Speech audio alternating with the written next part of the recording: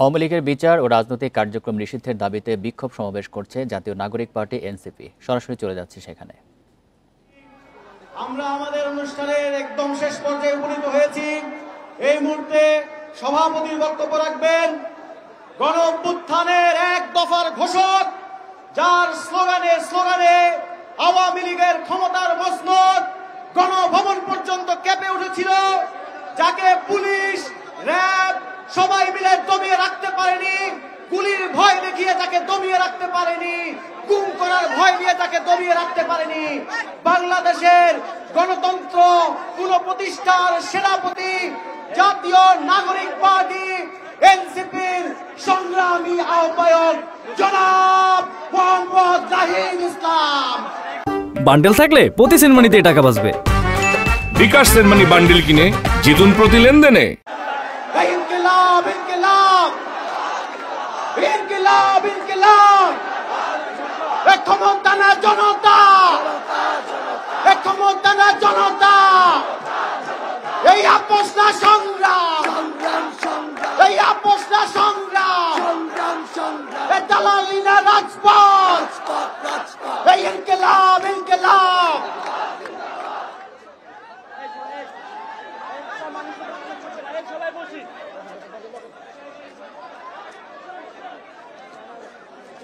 বিসমিল্লাহির রহমানির রহিম।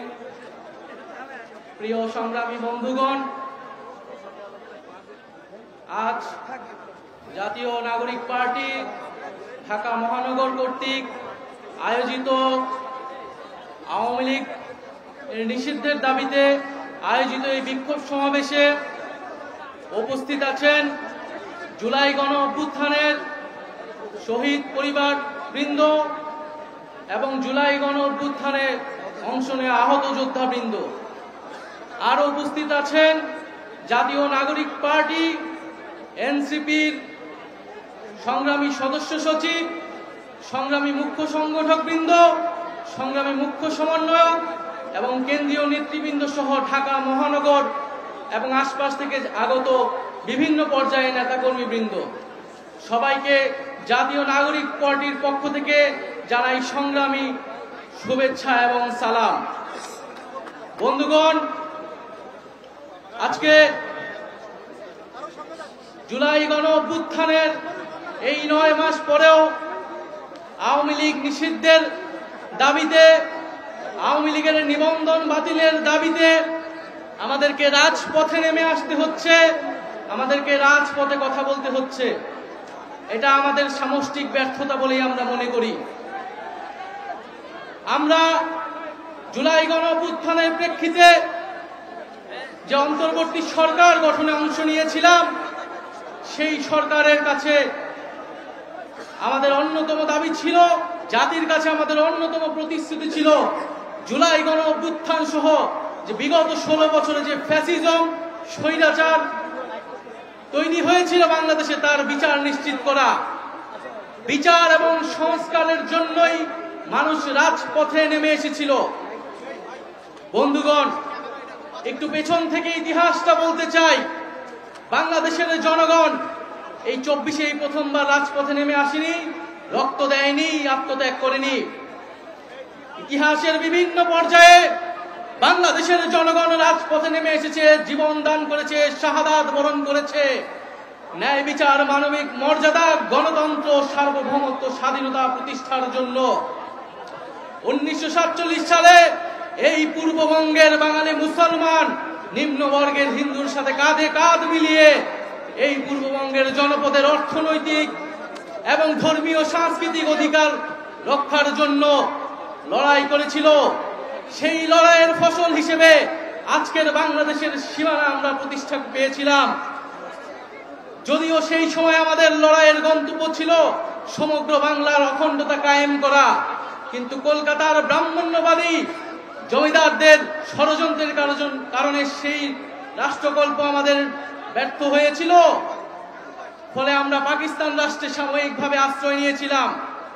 কিন্তু বন্ধুগণ, দুঃখের সাথে আমাদের সেই 47-এর আজাদির স্বপ্ন লুট হয়ে গিয়েছিল খুব অল্প সময়েই।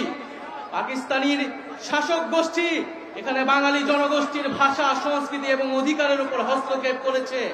এবং বাঙালি জনগোষ্ঠীকে তার ন্যায্য অধিকার থেকে বঞ্চিত করেছে বারবার। ফলে এই বাংলাদেশের সকল ধর্মের মানুষেরা আবার ঐক্যবদ্ধভাবে ৭১ সালে অস্ত্র ধরে হাতে তুলে নিয়েছিল এবং একটি রক্তক্ষয়ী জনযুদ্ধের মাধ্যমে বাংলাদেশের স্বাধীনতা এবং সার্বভৌমত্ব প্রতিষ্ঠা করেছিল।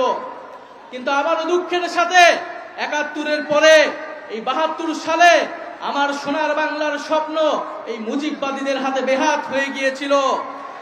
এই মুজিববাদীরা ৭২-এর সংবিধানের মাধ্যমে বাংলাদেশকে ভারতীয় শাসক গোষ্ঠীর হাতে তুলে দিয়েছিল। মুজিববাদী সংবিধানের মাধ্যমে যে স্বাধীন বাংলাদেশের আকাঙ্ক্ষা, যেই মুক্তিযুদ্ধের শহীদদের আকাঙ্ক্ষা তৈরি হয়েছিল, সেই আকাঙ্ক্ষাকে ব্যর্থ করে দেওয়া হয়েছিল।